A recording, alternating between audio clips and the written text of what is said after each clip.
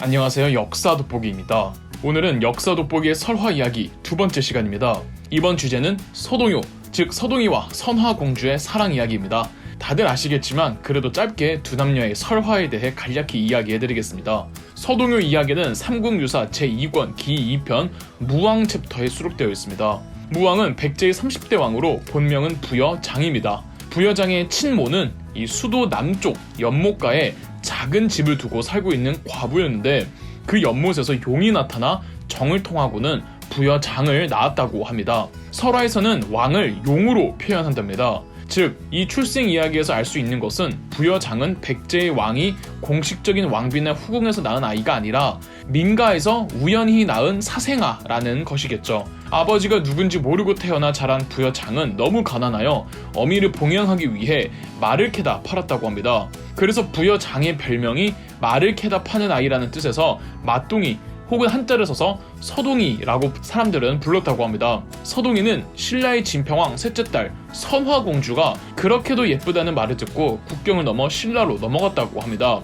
예쁘기로 소문난 선화공주와 결혼을 하고 싶었던 서동이는 신라의 수도 경주의 아이들을 불러 모아다가 말을 주면서 아이들에게 이 따라 부르기 쉬운 노래를 가르쳐주고, 그 노래는 경주에 쫙 퍼지게 됩니다. 이 노래 가사가 선화공주님은 남몰래 짝을 맞추어 두고 서동서방을 밤에 몰래 안고 간다. 이 노래가 그 유명한 서동요입니다. 서동요는 현존하는 가장 오래된 향가이죠. 향가란 향찰로 쓴 노래를 말하는데, 향찰은 한글이 만들어지기 이전 중국의 한자를 한국어식으로 쓰는 글자 표기 방식을 말합니다. 고대 시대와 현대의 우리나라 말이 당연히 크게 차이가 나겠지만, 그래도 서동요를 보면은 저 오랜 삼국시대에도 우리나라 조상들과 지금 우리들이 사용하는 한국어의 어순과 문법은 동일하며, 한국어에서 유독 발달된 조사들, 예컨대 선화공주님 문, 서동서방 을, 밤에, 이런 조사들을 그 당시에도 엄청 잘 썼다는 걸 알 수가 있죠.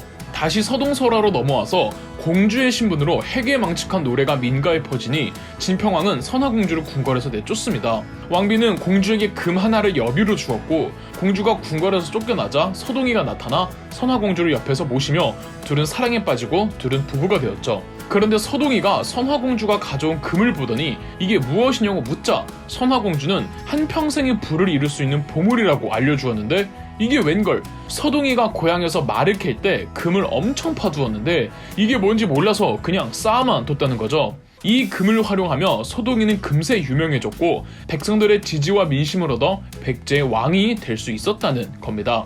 자, 이제 서동설화를 실제 역사로 한번 해석을 해보도록 하죠. 일단 팩트체크 하나. 영상 초반에 이 설화에서는 왕을 주로 용으로 은유한다고 말씀드렸습니다. 따라서 서동이의 아버지는 백제의 왕이라고요. 설화의 결말에서도 서동이가 용의 아들, 즉 백제 왕의 아들이기 때문에 30대 왕 무왕으로 즉위할 수가 있었던 겁니다. 그렇다면 이 백제의 왕은 누구일까요? 서동이의 친부인 이 백제의 왕이 누구인지는 해석이 분분합니다. 27대 왕 위덕왕의 아들이라는 설도 있고 29대 왕 법왕의 아들이라는 설도 있습니다. 정통 역사서 삼국사기는 29대 왕 법왕의 아들로 보고 있지만, 그럴 경우 맞지 않는 부분들이 굉장히 많아서 27대 위덕왕의 아들이라고 보는 해석도 상당히 논거가 그럴듯합니다. 누구든 간에 이 서동이가 백제 왕의 사생아라는 설화의 설정은 무왕의 즉위 과정에 순탄치 않았다는 사실을 함의합니다. 무왕이 즉위하기 전까지 28대 해왕 그리고 29대 법왕의 재위 기간이 합쳐서 2년이 채 안 됩니다. 이건 왕권이 심각하게 추락해 있었다는 뜻이며 귀족의 힘이 왕보다 더 강했다는 뜻이죠. 실제 백제 역사에서 위덕왕 이후로 왕권은 상당히 실추되어 있었고 사비선 기반의 백제 귀족들이 크나큰 영향력을 행사하고 있었답니다. 원래 왕위 서열이 없던 부여장이 무왕으로 힘들게 즉위했다는 역사적 사실을 삼국유사에서는 막 해던 가난한 아이가 왕이 됐다는 설화로 재탄생되었던 것입니다. 두 번째 팩트체크. 선화공주가 실존 인물인가? 알 수가 없습니다. 그 어떤 기록에서도 신라의 진평왕에게 세 번째 딸이 있다는 말이 나오지 않습니다. 진평왕에게는 딸 2명만 있었을 뿐이었습니다. 그렇다면 서동설화는 전부 거짓일까요? 백제 무왕의 아내는 선화공주가 아니었을까요? 서동설화가 사실이고 무왕의 아내가 선화공주라고 믿는 사람들이 이 믿는 증거가 있습니다. 서동설화의 마지막에는 왕비가 된 선화공주가 왕이 된 무왕에게 과거 서동이가 태어나고 자랐던 고향에 큰 절을 하나 만들어 달라고 합니다. 무왕이 사랑하는 아내의 부탁에 자기 고향에다가 정말 큰 절을 만드는데 이 절이 미륵사입니다. 그런데 이 미륵사가 전북 익산에 실제로 있습니다. 물론 석탑만 있고 그 터로만 남아있지만 그 터만 추정하면은 한국에 있는 모든 절들 중에서 규모가 가장 크답니다. 이 남아있는 미륵사지 서쪽 석탑은 국보 11호이고요. 그렇다면 왜 전북 익산일까요? 익산의 옛 이름이 금마저입니다. 그리고 서동이가 선화공주에게 자기 고향에 가면 금을 산더미처럼 쌓아두었다고 하죠. 설화에 나오는 이 금이 익산의 옛 이름 금마저의 금을 상징하는 듯 합니다. 설화에서 선화공주가 무왕의 고향에다가 미륵사를 만들어달라고 했고 그 미륵사가 지금 익산에 있으니 무왕의 고향은 익산인 겁니다. 서동 설화 초창기 서동이의 엄마가 살던 곳이 수도 남쪽에 있다고 했는데 실제 익산은 당시 수도였던 사비성의 남쪽에 있고요. 한 나라의 왕자가 수도 사비성이 아닌 곳에서 태어났다는 것만 봐도 무왕이 정통이 아니라는 뜻이고요.